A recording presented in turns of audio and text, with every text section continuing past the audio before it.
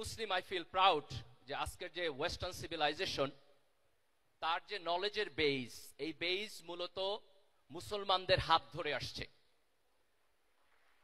মুসলমানরা দুনিয়ার সকল নলেজকে আরবিতে ট্রান্সলেশন করছেন, সেই আরবিক ইংরেজিতে ট্রান্সলেশন হয়েছে, তারপর ইউরোপের কাছে গেছে। আসসালামু আলাইকুম ওয়া রাহমাতুল্লাহি ওয়া বারাকাতুহু। আলহামদুলিল্লাহ রাব্বিল আলামিন। আমি খুব প্রাউড ফিল করতেছি এখানে দাঁড়িয়ে। দেয়ার আর কাপল অফ রিজনস। প্রথম কারণ হচ্ছে যে আজকের এই অসাধারণ আয়োজন যে ছাত্র সংগঠন করছে, ছাত্র শিবির, আমার সৌভাগ্য হয়েছে আমার ছাত্র জীবনে এই ছাত্র সংগঠনের পার্ট হওয়ার। আমি রিয়েলি ফিল প্রাউড। সেকেন্ড, আমি প্রাউড ফিল করছি আজকের যে সায়েন্স ফেস্ট, আপনারা তার নাম দেখতেছেন, ইবনে আল হাইসাম। উনি একজন মুসলিম বিজ্ঞানী ছিলেন। As a Muslim I feel proud যে আজকের যে ওয়েস্টার্ন সিভিলাইজেশন তার যে নলেজের বেস, এই বেস মূলত মুসলমানদের হাত ধরে আসছে। মুসলমানরা দুনিয়ার সকল নলেজকে আরবিতে ট্রান্সলেশন করছেন, সেই আরবিক ইংরেজিতে ট্রান্সলেশন হয়েছে, তারপর ইউরোপের কাছে গেছে।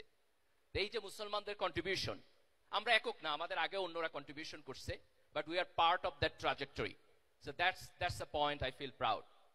And third, the most important and final, যে আজকে তোমরা যারা এখানে আসছো, ইয়াং মাইন্ড, ইয়াং সায়েন্টিস্ট, যাদের চোখে আমি স্বপ্ন দেখি, যারা বাংলাদেশকে, যারা মুসলিম উম্মাকে আগামী দিনে নেতৃত্ব দেবে ইনশাআল্লাহ। আজকে আমরা যে মডার্ন ওয়ার্ল্ডে বসবাস করছি, এখানে সায়েন্স এবং টেকনোলজি এক্সট্রাঅর্ডিনারি ভূমিকা পালন করতেছে। আমরা যদি হিস্টোরিক্যালি দেখি, 1800 সালের একেবারে শেষের দিকে খুব ব্রেক থ্রু একটা ইনভেনশন হয়েছে, যে মানুষ সর্বপ্রথম কিভাবে ভ্যাকসিন আবিষ্কার করতে হয় সেটা শিখেছে। স্মল পক্সের ভ্যাকসিন 1796 দিকে একজন ব্রিটিশ ভদ্রলোক আবিষ্কার করেছেন। এটা খুব সারপ্রাইজিং, আজকের দুনিয়াতে কোথাও স্মল পক্স নাই। কিন্তু if you go 17th century Europe, প্রতি বছর প্রায় 400,000 পিপল স্মল পক্সে মারা যেত। ব্রিটিশরা যখন আমেরিকাতে কলোনি করছে, আমেরিকার যারা নেটিভ লোক ছিল তাদের ওইখানে স্মল পক্স ছিল না।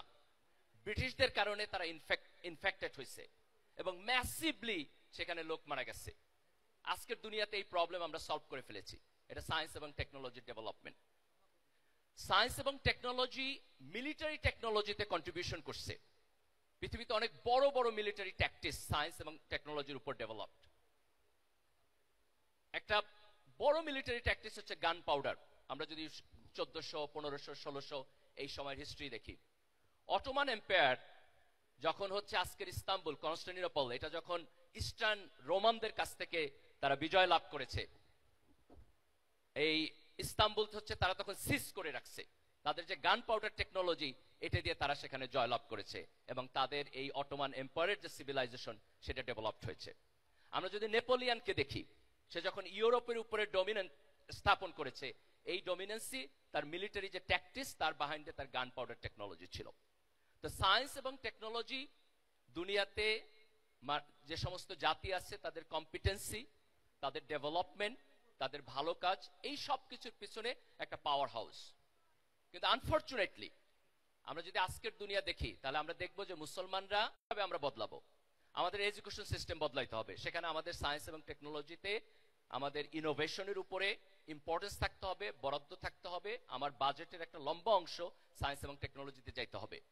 রাষ্ট্রীয় পৃষ্ঠপোষকতা থাকতে হবে। রাষ্ট্র যদি সিরিয়াসলি প্যাট্রোনাইজ করে, তাহলে ব্রেক থ্রু চেঞ্জ করা সম্ভব। আমি একটা এক্সাম্পল দিচ্ছি, টার্কির। 2000 সালে টার্কির যে মিলিটারি ইন্ডাস্ট্রি, তার 80% তারা ইম্পোর্ট করত হবে। সেটি ইউরোপিয়ান সিভিলাইজেশনের চাইতে বেটার হবে ইনশাআল্লাহ। কারণ তোমরা at the same time brilliant scientific mind হবা, and at the same time brilliant spiritual mind হবা। আল্লাহ সুবহানাহু ওয়া তাআলা আমাদেরকে সেই তৌফিক দান করুক এবং এই চেঞ্জে ছাত্র শিবির নেতৃত্ব দিবে, এই আকাঙ্ক্ষা ব্যক্ত করে আমি আমার বক্তব্য শেষ করছি। সবাইকে ধন্যবাদ। আল্লাহ হাফেজ। বাংলাদেশ জিন্দাবাদ।